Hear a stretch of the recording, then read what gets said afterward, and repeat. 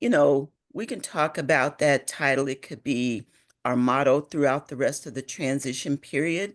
And if you all want to, maybe condense it into 4 words, that's fine.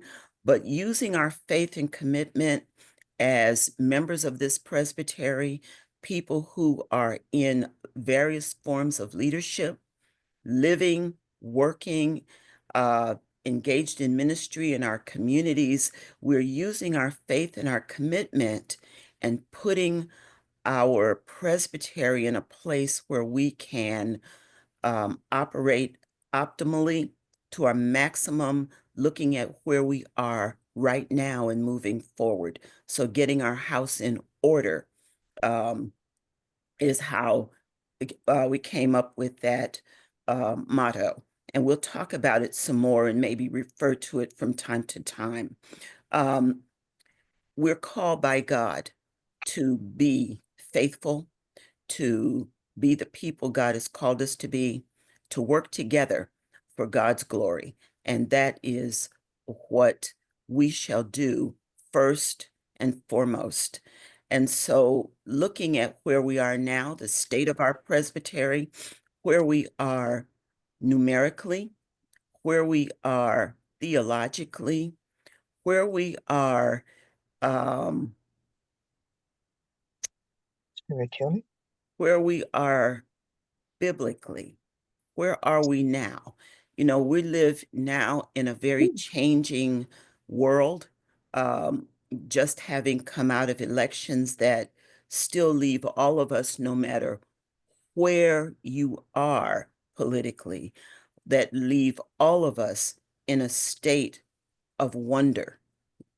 And so in those times, those are the times I call upon God and ask God to guide us, lead us, help us, never let us forget who we are, whose we are, why we are, and that we are here to continue to be who God has called us to be.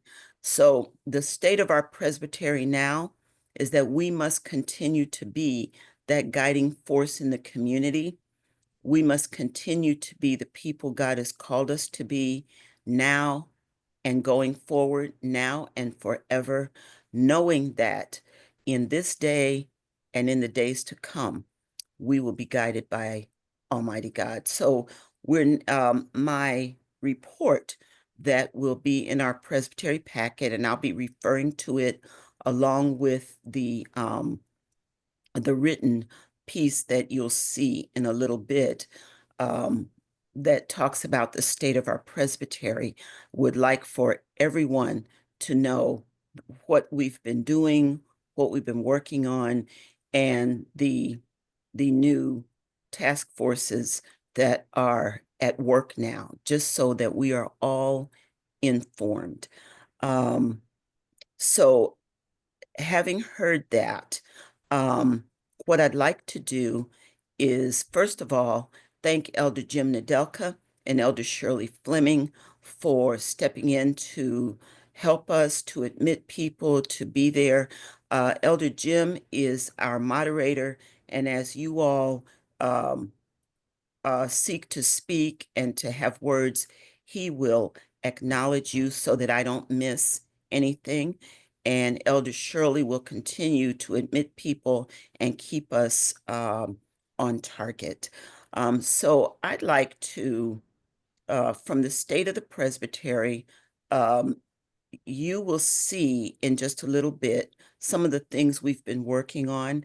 And I'd like for you all to know that we have some fine people who have come together to serve.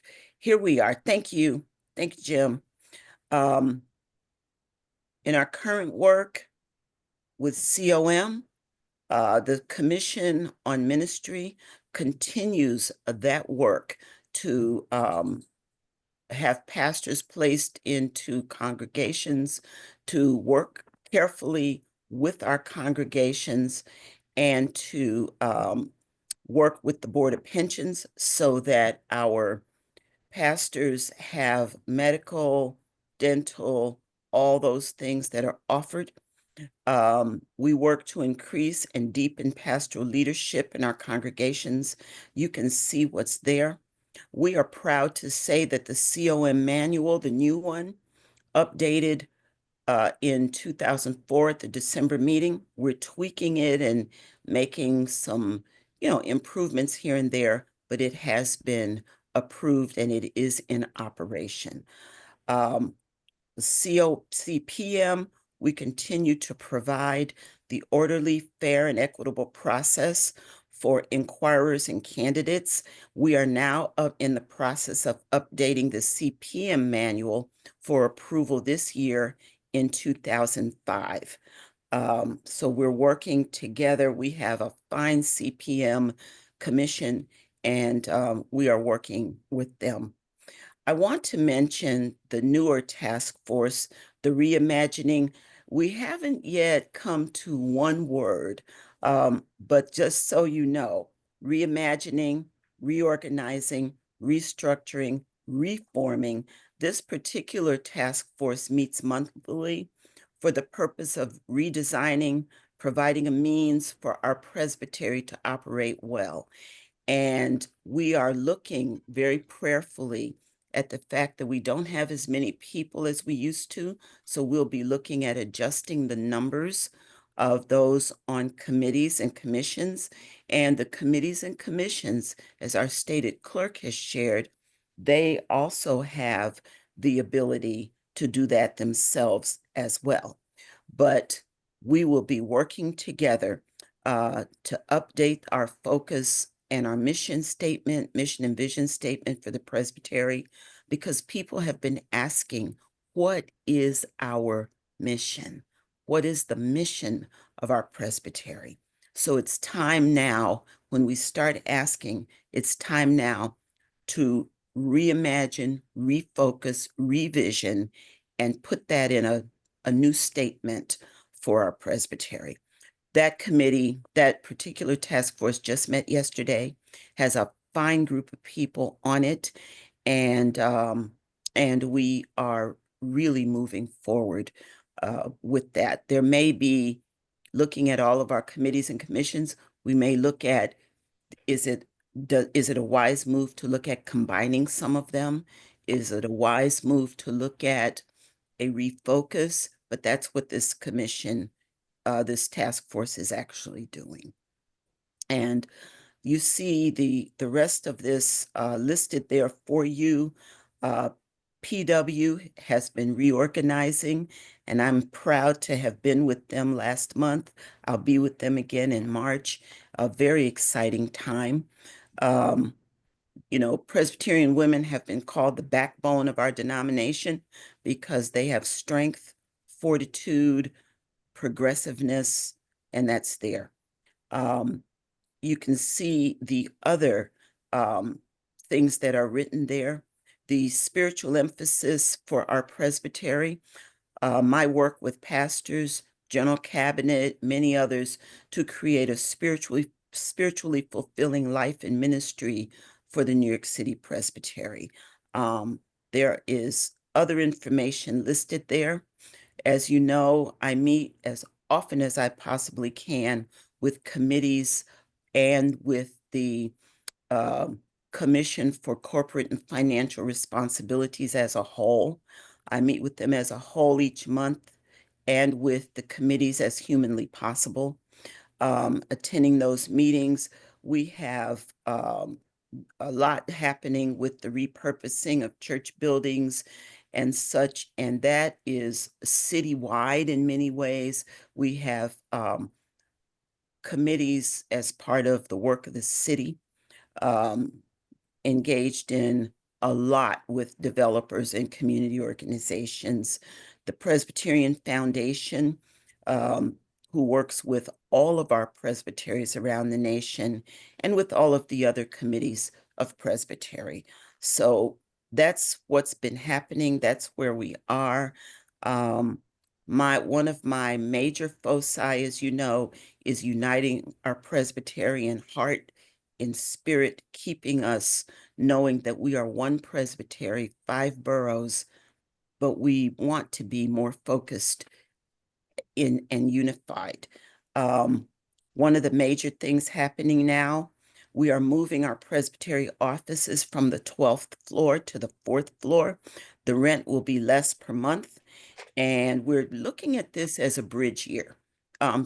Looking at the wisdom of becoming completely virtual. Numerous presbyteries around the country have done that, and they are operating very, very well. And so I share that with you because that is a good reality for us as we move forward. With that, I will stop now and ask for any feedback, comments from you all. Thoughts, questions, um,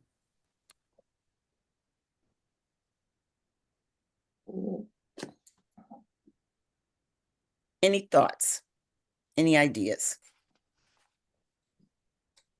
Let me see if there's any hands, and I don't see any hands so far. Okay, okay, I am, if I might jump in, I'm hardly ever here in the country. I was away for 4 months this past year, so yes, I kind of disconnected a little bit. And after a burial, I had to go home and do a few things. But I'm just thinking broadly about where, as Presbyterians, we have a great reputation in the health department, some of the best hospitals. And I'm wondering about how do we connect and work to connect with them if there's a need for that. Is there a need for chaplaincy? Things of that nature that the church could spread into and do some kind of ministry that way. I mhm, can't regularly really commit myself right now, but I had some chaplaincy training in my background. okay, Um, good. but and right now I'm about to go again. But then with hopefully technology will get better. But for chaplains, you have to be on the ground. You need to be there. Mhm, And of course, there's family, grandchildren, and all of that happening. But looking at that aspect of Presbyterianism, yes, where we have such a strong um, reputation, how can the church connect with that sure. and begin to sort of live into it? Mm-hmm, Another place I think we are pretty good at is education. I'd like to see more of that. mm-hmm, The church I retired from, University Heights, over 40 years have been a mainstay in early childhood education there. mm-hmm, And of course, there's a whole, I can't begin to tell you what I have been through with the city and with them and just trying to manage that. Um, the college next to us, the church was born out of the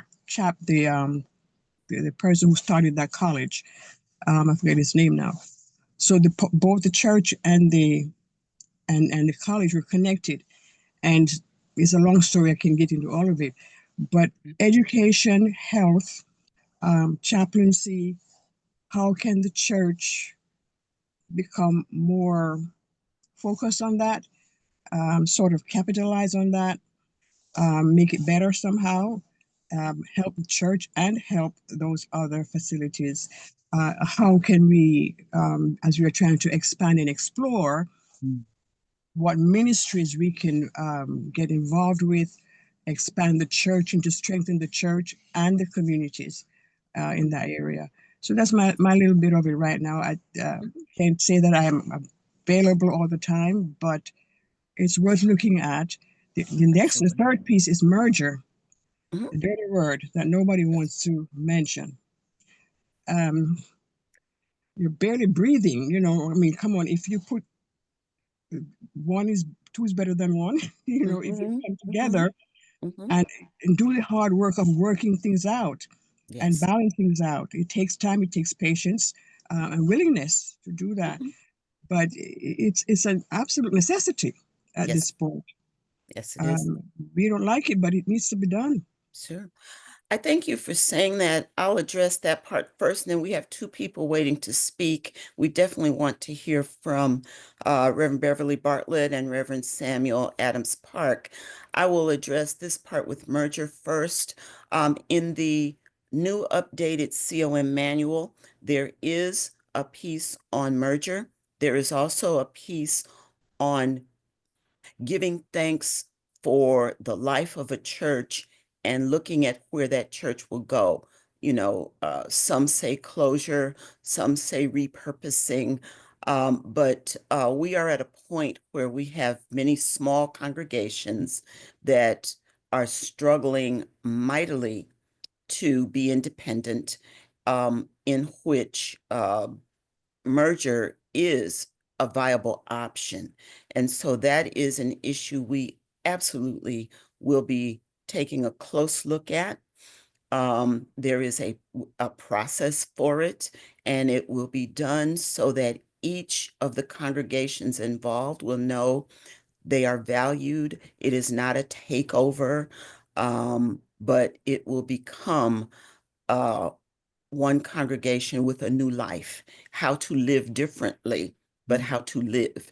Um, in some cases, we may have to give thanks for the past life of that congregation and know that its future will be very different.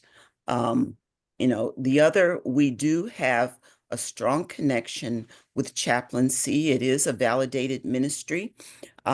We have hospitals, we have uh, penal institutions, uh, children's homes, many places that have space and positions for chaplains. And we have great respect and regard for them. So absolutely, we are connected in all of those arenas. I'm going to stop now and ask, I see on my screen Elder Right, Jim Nidelka, Beverly Bartlett, whose hand's been up for a bit. right. And then Sam Park is behind her. Yeah. Okay, we'll hear them in that order. Thank you. Hi, everybody. This is building on, I'm sorry, I didn't get the name of the woman who was just speaking, but on the issue of health. Reverend Brenda There. Berry. Thank you. Building on that, Brenda, in terms of the area of health, I feel strongly that we need to be, our churches are going to be needing to step into the gap with what's happening nationally, with what's coming down and is already happening with our national healthcare situation. If we are not going to be able to get reliable information anymore from the CDC, if vaccines are going to be questioned and general, I think it's time for the church to seriously look at, and we've got a group at our church that's talking about this. How do we kind of help step into the breach by disseminating reliable health information? Do we need to be having health fairs and health clinics and vaccine clinics in our churches, especially maybe in neighborhoods that don't have as much access to healthcare? Madison Avenue is in a pretty privileged area and a pretty privileged congregation. They're going to find the health information that they need, but are there ways we can be stepping into less to communities that may have less access to that? Do we need to start, churches used to have like health And nurses, fairs. parish nurses on board. They used to hold clinics, and I believe First Jamaica has, still does that or has in recent years done some health clinics. I think we need to have, maybe one of the ways that we can come together more as a presbytery is to actually be working in this crisis time, have a group come together on healthcare, health issues and public health, and migrant, how do we reach out to the migrants in our city and supporting migrant ministries. And we're doing that, trying to do some of that on our own, but I think we would be far more effective if we could find a way to come together as a presbytery to do that. LGBT support for the LGBTQ community. So I really think that in the midst of everything else we have to do, I think our presbytery, it would be really much more effective if we could do some of this work together.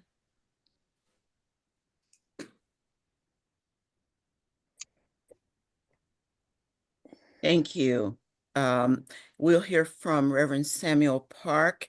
And I will quickly add, thank you so much, Beverly, because there are churches around the country who have for many years and still have a health facility as part of their ministry with doctors, nurses, whole medical Yes. offices that are there. And that's been part of their ministry in underserved areas. So your words are very much appreciated. Reverend Park, talk to us, please. God bless you. God bless. Thank you for this time. I've read the Building Belonging by John Cleghorn, Yeah, and I really love what he did in that book. And I thank you for allowing share us to us. read that book and focus on the future of our presbytery. The reason why it's so interesting to me is because that's exactly where we are at as a church. We've talked to Stewardship Realty for developing the property, as well as another group. And Stewardship Realty is more of a for-profit organization, and they gouge a lot. They want 50% of your property to develop it. But I've Mhm. also worked with the nonprofit developers, and they focus more on like affordable housing, just like the book was talking about. And we just had the City of Yes pass in New York that allows our properties to be developed 25% more uh, if we are willing to use affordable housing. And one of the thoughts that came to my mind from our last Presbytery meeting, when we talked about the building that was abandoned and people who were using drugs were, taking over that building, and how we need to develop buildings. And another issue is how our presbytery needs funding in the future. And one of the thoughts that came to mind was, what would happen if I were to work with Presbytery closely and give the Presbytery 10% of the developed property, so the Presbytery can be able to have funds that come in monthly from the new development that we create here at First Presbyterian Church of Flushing. And from that 10%, I was thinking that the presbytery can offer their expertise and professionalism in like four areas, because I find that redeveloping properties is daunting. There's a lot of work and there's a lot of legal processes. And so I was thinking, if the presbytery was to pay for the real estate lawyer, the owner representation, the feasibility study, market analysis, church consultants, and then after the building is done, the maintenance and operations that goes into having an apartment complex on your church site. All these things are things that the presbytery is an expert at, and if they can take that burden off of the local church in developing their property, that would help the pastors who are trying to redevelop properties a lot. And if like for example, my church, we do redevelop. And right now we're looking at about 50 apartment units that we can build on our site. If 10% of that 50 apartment buildings, which is like 5 apartments, goes back to the presbytery, so that the money that comes from the development can be used to help further develop other properties, that would be great.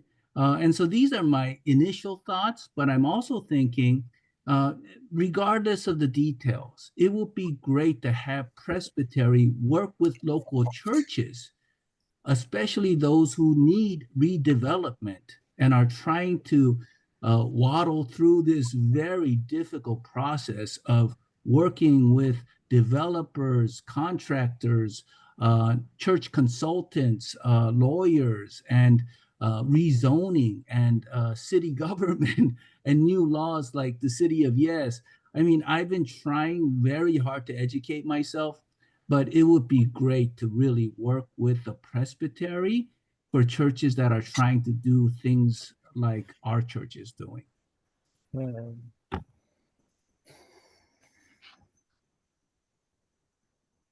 Mary, you're muted. Sorry about that.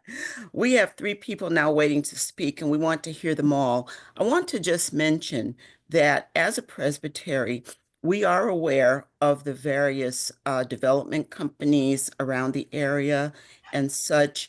And I want to say, if we might just take to be understanding that each of these development companies may focus a little differently. Some of us have had good experiences with Stewardship Realty. Others have had good experiences with the others, and know that each of them does do affordable housing, and each is involved in some way in terms of um, generosity in what they do. Affordable housing is essential at this time, really affordable housing. And it's something that a lot of churches are doing. There are some that have been involved in it for some years now, and it's going very, very well. So I thank you for that. We as a presbytery will not promote one company over another, but we will let you know those companies that are available, those development corporations that are available. We will not promote one over another, but we do want all of our churches in these communities to provide the best care, love, service, and leadership as humanly possible. I'm going to stop because we have 4 people waiting to speak now, and I'm happy, and I want to mention the Reverend Dr. Rose Niles. We are happy to see you, member of our presbytery, we proudly say, and a native New Yorker. God bless you. And the batting order at this time will be Jill Schaefer, Cornell Edmonds, Warren McNeil, and Rose, you're in the cleanup spot. Okay. All right, so Jill, you're up. Okay. I just want to go back to what and spin off of what Beverly Bartlett was saying about mergers, but also about just the way we need to work together. What came to my mind was the Lund principle that Reformed churches have been at least paying lip service to for many, many, many years. What you can't do, don't do separately, what we can do together. So one maybe criterion for looking at what we can combine, what we are doing already together, that is to say, redundant work, can be separated out so that we can see how ministry of what Warren says is 11,000 people, how 11,000 people can work together on most issues. How we do that is the trick. That's true, but that we do it, I think, I'm really with Beverly on this, is a necessity, no matter what it is, whether it's merger or it's mission. What can we do together? One such example, which I know has caused a lot of contention over the years, and I keep saying it, is have the presbytery pay for pastors. Have the presbytery pay the salaries of pastors. Let's see, I was looking up some figures. The Reformed Church of France has 350,000 members. The presbyteries do not pay the salary. The national church does. The Waldensians are far fewer, but it's the same model. The church pays for the pastors. The perks come with what the congregations wish to do. In terms of cost of living, in terms of what's expected of the pastor, that would be up to the individual church. But the basic salary for food, clothing, and shelter, and manses are a whole other issue. I'd like to get rid of them all, but that would be done by the presbytery. So I just raised this issue of the Lund principle as a guiding feature of our discussions on whatever it is we do to make the Presbytery operative. Thank you. Thank you. Thank you so much. We'll move on to Reverend Dr. Cornell Edmonds. Jill, drop your hand. There you are. You're muted, though. Yeah, You're muted. Cornell, turn your mic on. Dr. Cornell and his wife, Elder Barbara Edmonds, are on, but you're still muted. Okay. Okay, forgive us. We're actually driving up to New York City. Barbara's giving a Black History presentation at the National Action Network this morning. Excellent. So we are on our way. And thank you for recognizing me. And Jim, thank you for that baseball analogy. I think that helps make things hit home. Yep. And this is more of a process question. And this just goes behind some of the comments and discussion. Back to where you were, Mary, at the beginning.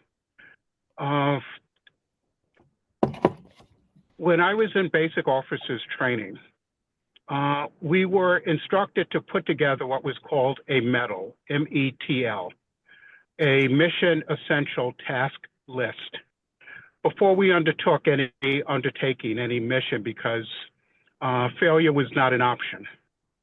And so the process question is, is an inventory of what the resources are, the collective resources within the Presbytery in order to accomplish the mission with mission clarity, so that we're able to deploy things in such a way that we can get positive outcomes. For example, I am in an interim 10 years in, and much longer than it should have been, much longer than I wanted to be.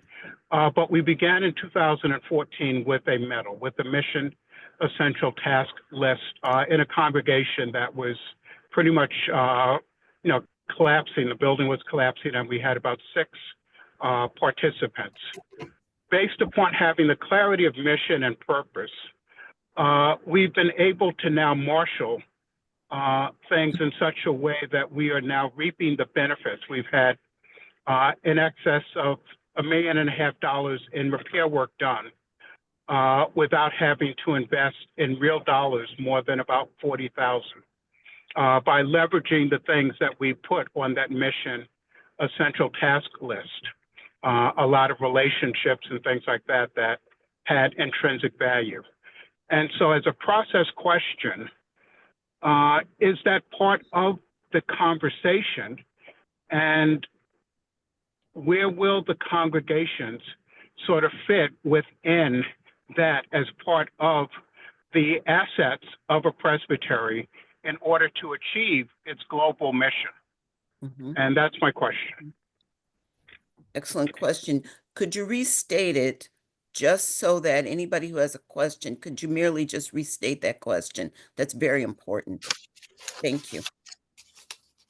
Okay, what are the things that are either have been done or in place in order to do an assessment of what the assets are that we have to accomplish what is the goal? Because for some, it's going to be unique to congregations. For our congregation, affordable housing is really not an option because of where we are located. That's true. But we are right around the corner from the United Nations. And so our ability to do global witness is a huge asset for the presbytery. Our location in Midtown Manhattan is a huge asset for the presbytery. And so how does that fit within the plan to achieve what would be ultimately the mission and the vision of the presbytery? Excellent question. We will address it in a little more detail in a bit, but I should say where you are located, where a church is located, can often determine the type of ministry that is best. Your church is essential in the area where you are because the United Nations leans very heavily upon Church of the Covenant for the annual Council Commission on the Status of Women, Uh-huh. of which I have been a delegate for the last 3 years. And that is a dynamic mission in that community. The other is people coming into the area, and I hope it's okay for me to share this. I'll just be brief about it.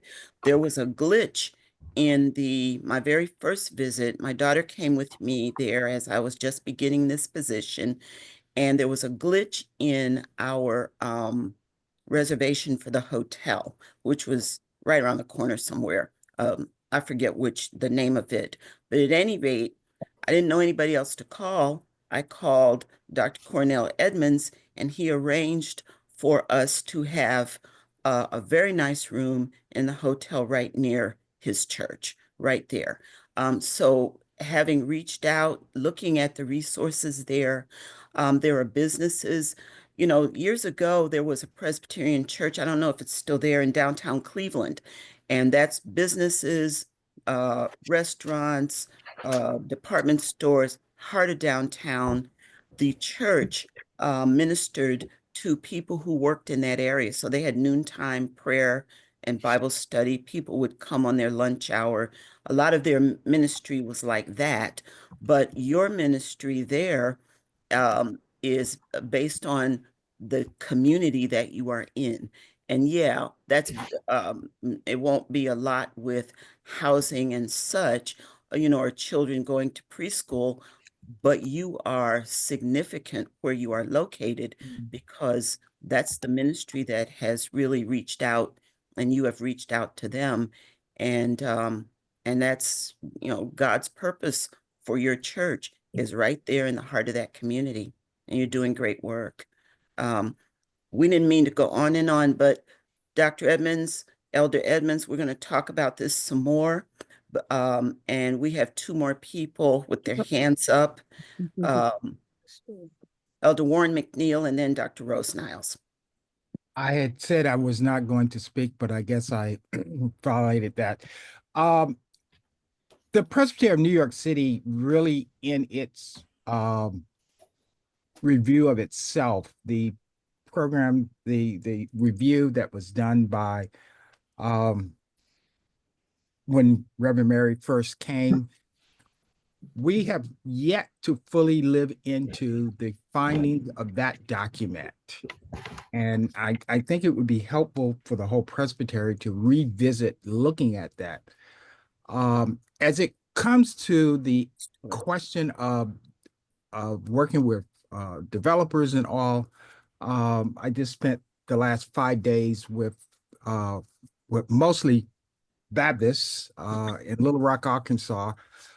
They all have come to the realization that they too have great deals of property in most of the urban areas, and they are coming together to find ways to work together and to be able to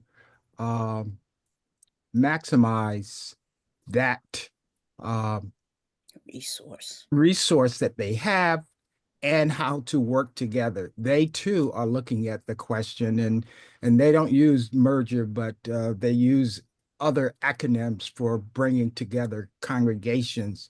The bottom line is we have just come through the statistical reporting period, and I can tell you our presbytery has lost far more members than I would have thought. They're not because that people have died or left. Most of the members were taken off by the congregations. Congregations decided to right size or to clean up their roles this time around. And that will have an effect on the per capita income in 2027. So just be aware of that. It will be good for congregations because now they'll be paying for people that are actually in the life and ministry of that congregation. Yes. Does have an effect on what happens for the administrative side of the presbytery. Very good. Thank you so much, Elder Warren McNeil. That's extremely important. And we'll come back to that because the statistical reporting is essential because we strive for accuracy. Many of our churches pay for members who are no longer there, and that's not what we want. And so we'll keep that in mind. Thank you. Dr. Rose Niles, talk to us. Good to see you. It's always good to be back home. I'm a child of the Presbytery, grew up at University Heights. My pastor, Brenda Berry, started us off, kicked us off. So, that was grounding for me. But now I serve the Presbyterian Foundation, which is one of the actually now 5 national agencies of the church, which means we're already part of you. And we have a truly a host of resources in the areas of stewardship, building cultures of generosity, plan giving, ways to really have the church flourish, connecting. We say resources or money follows mission and vision. So we talk about mission and vision. I'm a free resource to all of our churches and to our presbyteries in all those areas, but also in terms of property. We have a program called Project Regeneration that really works through a discernment process on a lot of these questions. In May, we are doing a major piece with another presbytery in my region around just really bringing in all of our resources to talk about property and these bigger questions. So, we have been working since 2013, seeing the sort of canary in the mind and the way things were going to be moving and evolving to develop partnerships that can, maybe be added to the list of resources you've already been developing, but also can maybe be, like in the medical field where you get a second opinion, or even a third opinion, and it's an objective group, and it's a group that really truly has your ecology of your best interests at heart.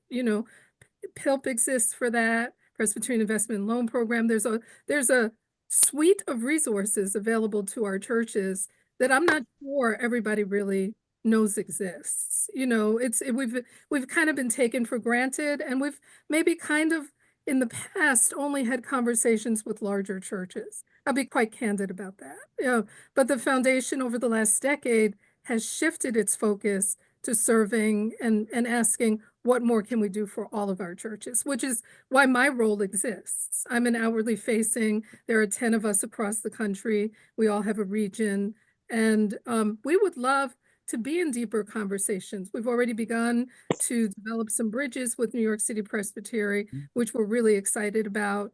And I'm your homegirl in this process. So, Amen. how can there you go, Project Regeneration. There it is. Brochure. How can perhaps I'd be happy to come to a Presbytery meeting and spotlight some of our programs, or a special meeting, a special webinar. We've done that once through the Board of Trustees. I'd be happy to do more of those kinds of conversations, and bring in and maybe have a little mini conference, as Mary, you and I have talked about, Yes. in the fall, where we bring in our resources in greater numbers, so you can meet the people that are involved and Amen. find out about the resources, particularly in this area of property assessment Yes, and indeed. building those resources. Indeed.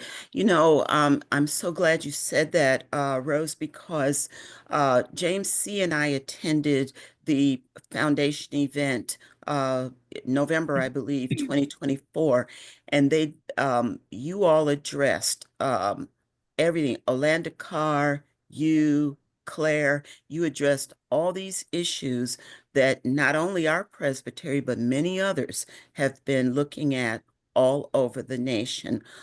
Insurance issues with small struggling churches, property issues.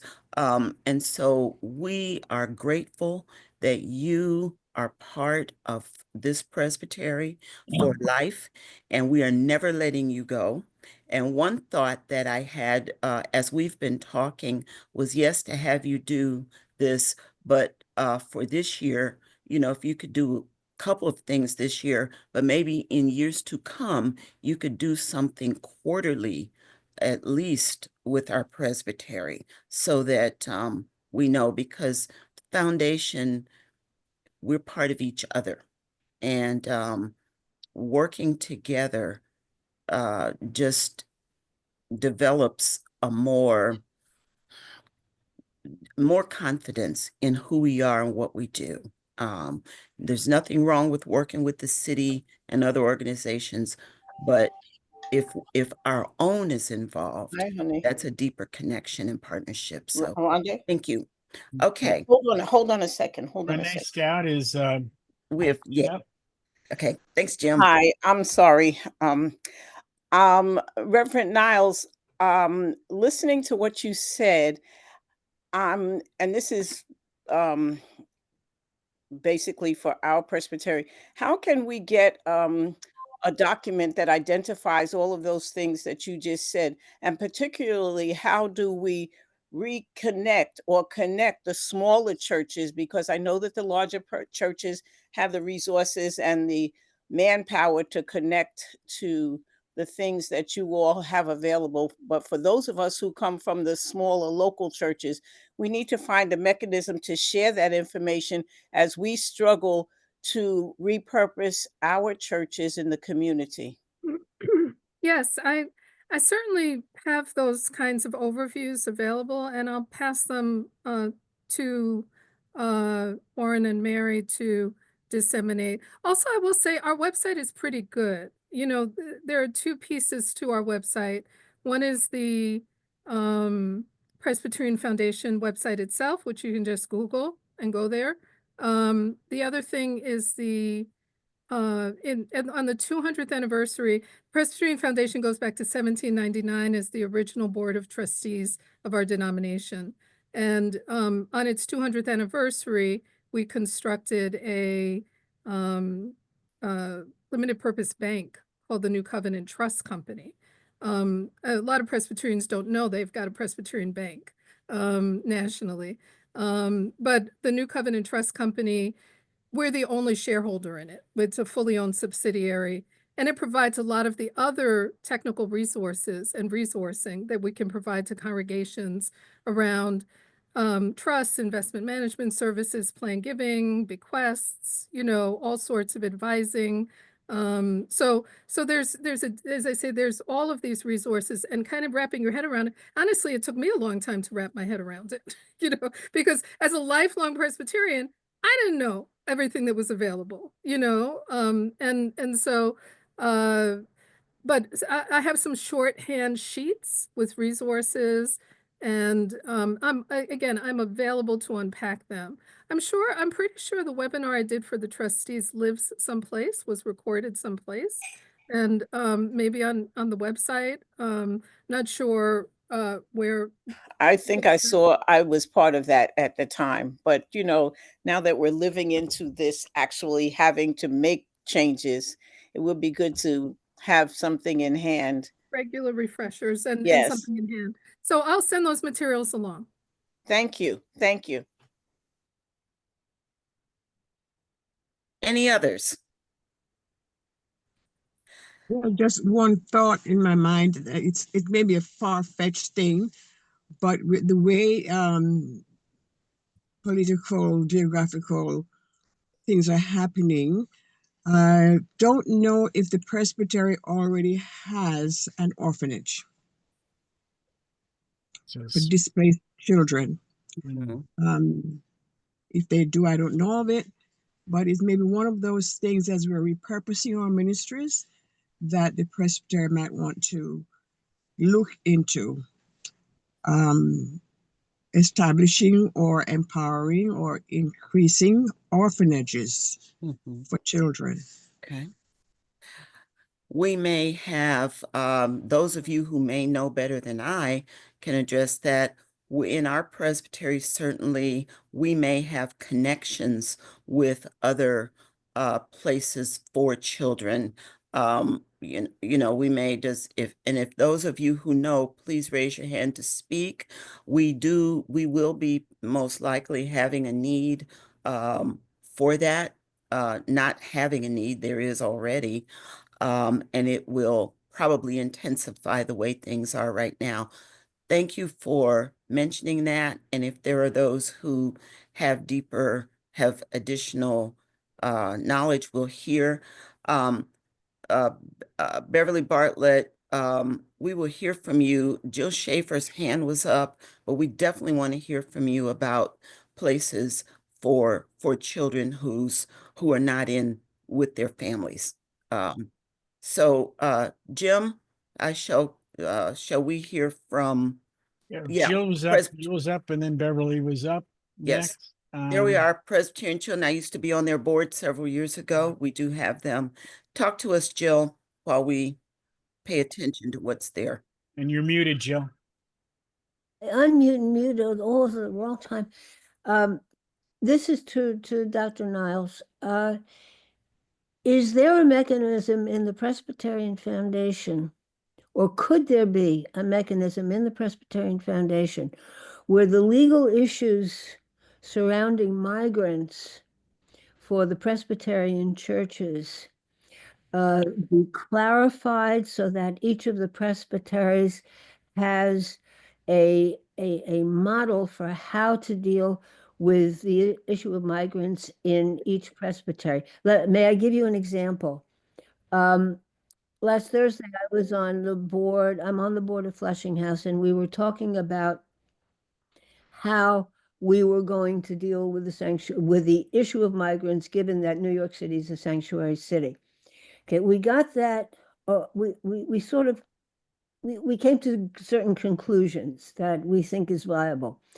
There, however, part of the Flushing House is constituted by the Presbytery of Long Island.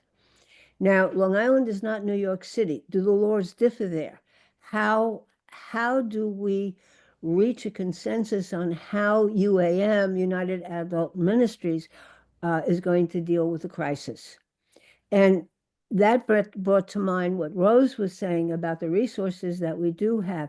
Is it possible for the Presbyterian Foundation, is it within their purview to help us as a whole church with these legal issues surrounding migrants in each of our presbyteries? Thanks for that question, Jill. And I owe you some things, I think. We've, there's some loose ends. We need to get reconnect around some of the things we've been talking about. But Yeah.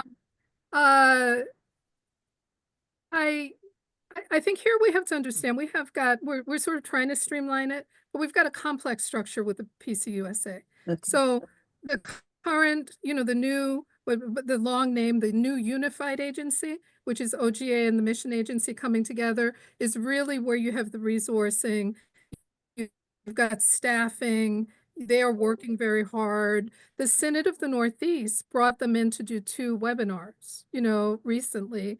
And I would start out with viewing those webinars to see what those resource people were talking about. They live on the Synod website. And I think then once you have that overview, you could go back and talk to those staff in the national office, because they would be able to give you guidance as to how to construct a design, and take into consideration, those kinds of boundary issues, which are very real.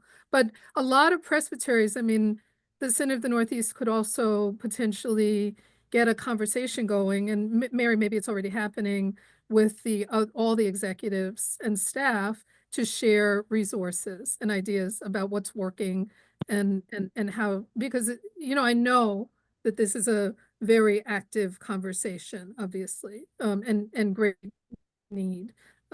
So as a daughter of immigrants, and as someone who wrote my doctoral dissertation about immigration justice and ministry, but graduated from New York Theological Seminary just before 9/11, and then everything changed, so oh my God. so that's my answer. My answer is those resources live in the new unified agency primarily. Okay, thank you. Beverly Bartlett, you're up. Two things in light of what Brenda, what you were saying about are there children's homes? I don't know the answer to that. I know that's a model that I'm not aware of that really exists that much anymore, but I do know that there are people working with migrant populations in their that they work with in their churches and communities where they are making sure that there are guardianship papers in place for all of the children of anyone who might be at risk of being deported, so that there are legal papers saying this person is the guardian of my child, so that the child is taken care of, at least in the immediate time period. And Jill, I don't know if you have been part of all the different webinars that have happened in the past 2 or 3 weeks, but there are a lot of resources out there for nonprofits and houses of worship on the legalities and the protocols for dealing with immigration issues, and especially if ICE should appear. So I'm not sure if those were the resources that you're asking for, but a lot of that work is already there. And we've been gathering those resources here, and I'm happy to send them to Mary or to Warren if we want to put them out, so that there are links so that everyone has access to them.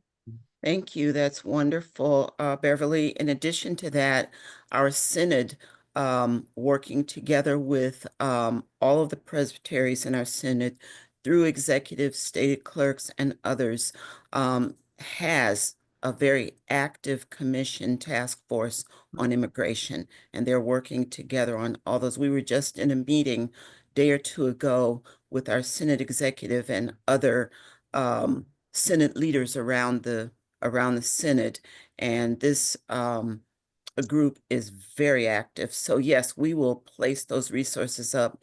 In addition, you did see Elder Jim Nedelka did place the information about the Presbyterian Children's Homes and Services. I encourage you to go online and look that up. The Presbyterian Children's Homes and Services, everything from adoption services to places where children are. We also have Presbyterian schools that are boarding schools, uh, around.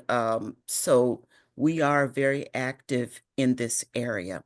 Mary, if I could just add to the thoughts about buildings and grounds and all that good stuff.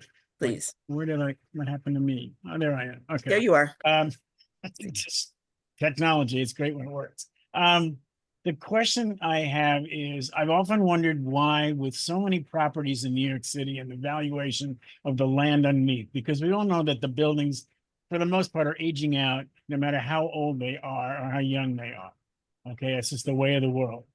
That we didn't or haven't formed what other denominations have formed, such as the Redeemer Church complex that's spawning all over the city.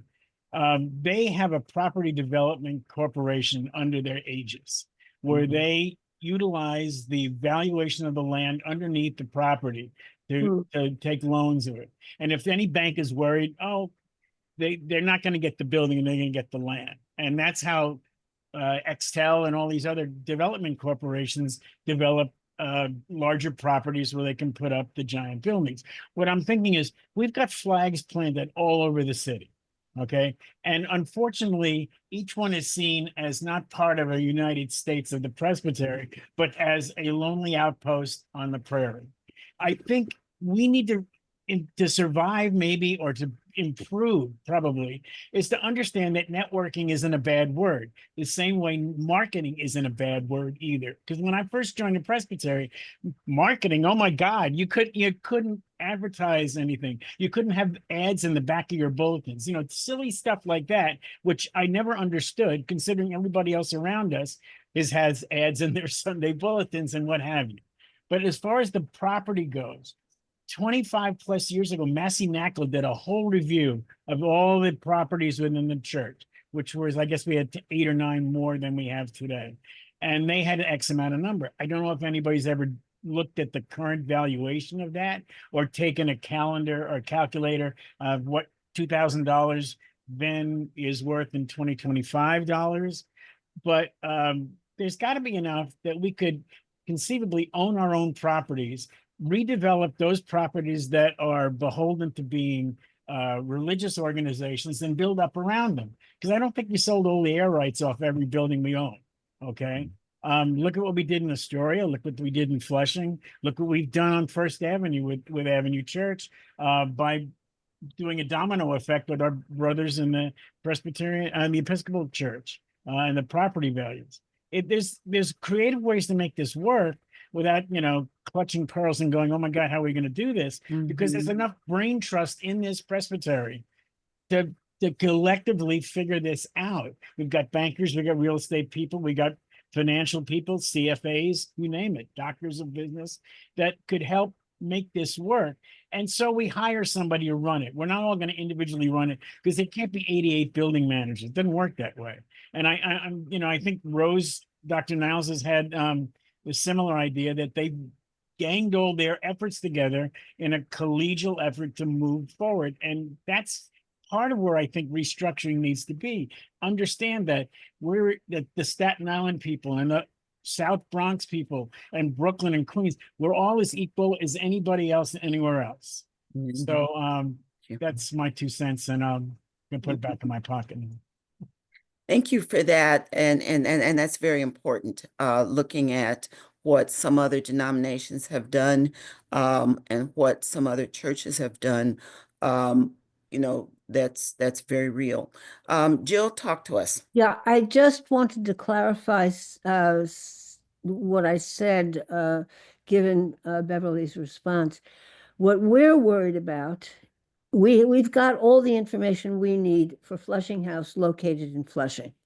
We know what we're going to do and we know how we're going to do it. So we're not looking for information on what's possible for a sanctuary city. It's that we exist structurally in 2 different presbyteries, one of which is not in New York City. And so how do we get consensus when ICE comes in, as it will, to Flushing House, how we're going to function? Under what set of laws, and what are our options? And that's where I think that the national church could be of enormous help to us. How do we reconcile different laws in different parts of the country where Presbyterian churches and presbyteries are located? Because this is also a synod matter. Anyway, that's all I wanted to say. Well, what you have said is enormously meaningful and very important. We appreciate everything that has been shared. Thank you very much, Dr. Jill. Any other thoughts, any dreams, visions, desires you all have for this presbytery in the remaining time that we have? We want to hear from you. And if there are those who have not spoken or may not speak today, please email me, contact us. It is essential that we hear from you. We are in a transition period and we want to hear from everyone. This is our presbytery. This is not a presbytery of just a few people who sit in an ivory tower. This is a presbytery made up of all 89 churches, with every member, visitor, person who loves the church who's there. And we want to hear from you. And we hear from Elder Jack Green. Hi. Hello, everyone. I'm really happy that we're all here together talking about these really important issues. I am on the Board of Trustees and have really loved hearing all of the concerns about property and how we can, use the gift of property that has come with being in these churches and, turn it into mission or use it for mission for today. If anyone would like help on a individual church basis with property issues, please do reach out to the Presbytery Board of Trustees. We want to hear from you. We are essential to the process because the Presbytery has to approve whatever a church wants to do. The second point I'd love to make is Successful church property development requires an active session and church-wide, congregational-wide support. So churches who do not have active sessions or who are at a point where they're really not in a position to think broadly about what they want to do going forward, please do reach out, because the session is the controlling person on this, even though, of course, ministers are often leading the discussions and starting to help the congregation think about this. Yeah, and so that's basically it. You know, the Presbytery is been in business here in New York City for over 300 years. I am sure we will be in business for hundreds of years from now, but we are going to have to continue to adapt to the times.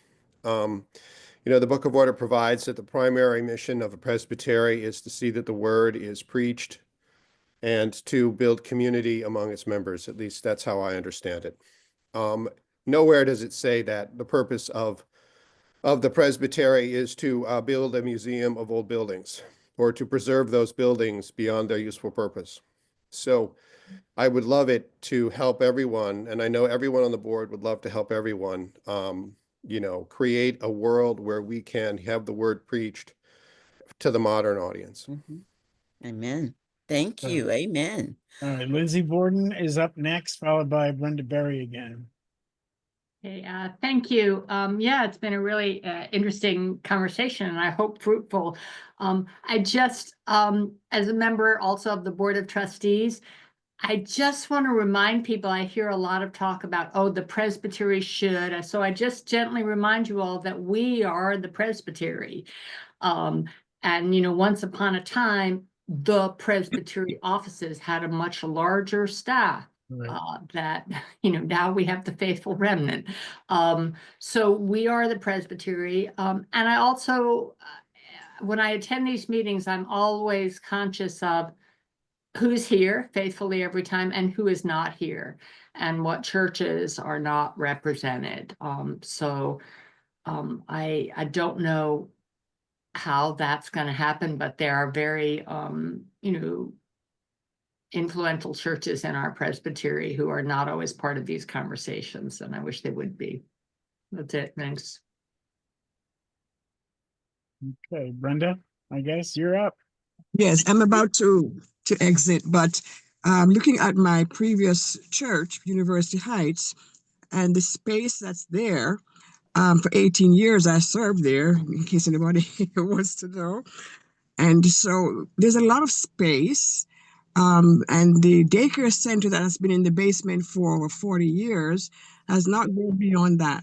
The whole congregation, the whole sanctuary could fit about 250 people.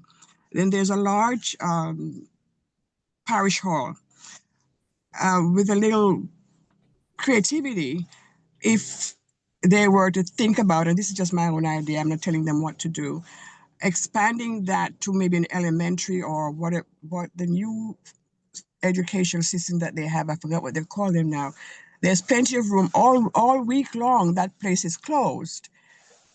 And in repurposing, could they imagine looking at expanding from daycare to maybe first grade to third grade or something like that and use that property more effectively? The big issue there is parking, and if working with the college, if something could be worked out or something of that nature could happen, that's just one possibility I'm thinking of, because it's in a central place. The daycare has been there for years and it hasn't expanded into anything else. There's empty space all week long. So before I leave, that's my thought on one way of expanding and repurposing some of our churches. All right. Thank you. Very well said. And we will continue to take those comments to heart along with everything that has been said. I see Rose Niles has shared her first job as a teenager was as a teenage summer institute. Is that what you said, Rose? Talk to us. Well, and the daycare hired me as a summer substitute when I was 15 years old, you know, in the classrooms. Mhm. you know, Mhm. that changed my life. Girl from the Bronx, immigrant parents. So Yeah, churches save lives. indeed. Mhm. Indeed, they do. Indeed, they do. Good people. God bless you. Reverend Brenda, take care. Be safe. We will pray for you as you travel back and forth. Take Thank you care. so much. Thank you. Thank God you. bless. My friends, any other? We are coming up close to 11:30. It has been a joy to be with you this morning, to be able to share. Some of you in our various conversations and text messages have said that I am transparent, and yes, I am intending to be, because we have a lot that we want to accomplish in our presbytery.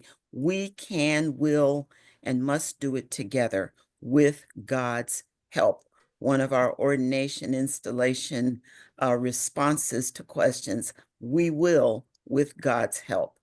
Um, you will see the report, the year-end report for the Presbytery. We will have Presbytery meeting March 1st, Saturday, March 1st. It is hybrid. Elder Warren McNeil, our stated clerk, what else would you have us to know about the Presbytery meeting or anything else that is on your heart? He is just returning from continuing education. Well, the Presbytery meeting is hybrid, but the wonderful folks at Presbyterian Church of St. Albans is preparing for a overwhelming crowd to attend. So I would encourage you. We're starting the Presbytery meeting a half an hour later, starting at 10. Registration opens at 9. Please come and have a light continental breakfast, and then we will have both. We'll be providing lunch. Of course, you will pay for that. Our preacher will be the co-moderator of the 225th General Assembly, Reverend Ruth Santana Grace, who is also, like Dr. Niles, a child of the Presbytery. And we are indeed, thank you for whoever put up that, Jim. Okay. So we look forward to seeing you out at Presbyterian Church of St. Albans. It's been a number of years since we last had a Presbyterian meeting there. As they say, y'all come. I know Zoom is so much convenient, but we are better together. And I think we we make better decisions when we can look each other eye to eye and have conversation. And there's nothing better than good old fashioned Presbyterian table fellowship. So next Saturday, please come. Yeah. Amen. Thank you so much. As you see on the screen, uh, images of St. Albans, the membership, and others. And if you come in person, you will be treated royally. I have visited there on a couple of occasions. It is very hospitable, as all of our Presbyterian churches have been and are. All of those with which I have worshiped, preached, attended events, have been most welcoming, very caring, very hospitable, and this church is one of them. So we are looking forward to that. And Reverend Noreen Santos has just said she agrees with the in-person presence also. So there you have heard it from a COM member who has spoken well. Um, Good people, we will condense these notes, and we thank Elder Gloria Vidal for always being willing to take notes and be with us. She will be compiling those for us, and we will share them. And I see Elder Diana Bartel's hand up to speak. And then Jim, you will be. Thank you very much. So.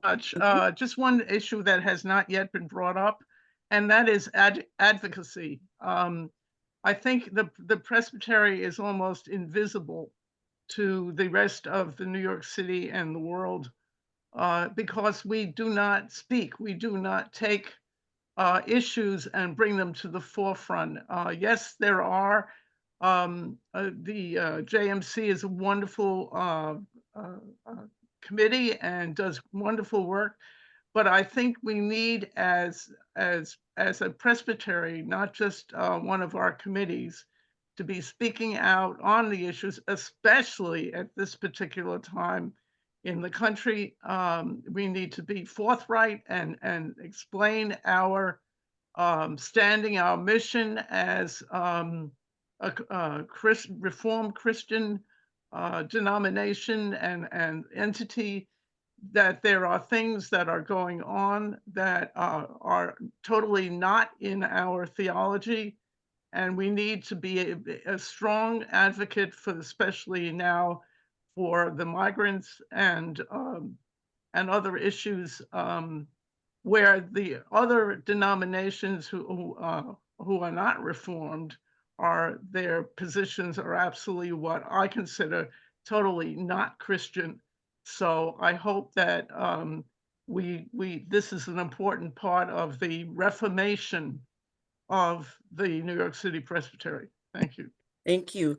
I will appreciate that. I will say that we are, as a presbytery, through myself and some of our other representatives as well, Elder Nat Christian, Elder Nancy Sipp, and several others, we are part of an ecumenical judicatory leaders group that meets regularly. Reverend Dr. Derek McQueen is part of that. That is one where we have Presbyterian Church and Episcopalians engaged in further conversation. I was, a few years ago, member of the Gay Seer, the General Assembly Committee on Interfaith and Ecumenical Relations. An extension of that group is now involved in a broader way.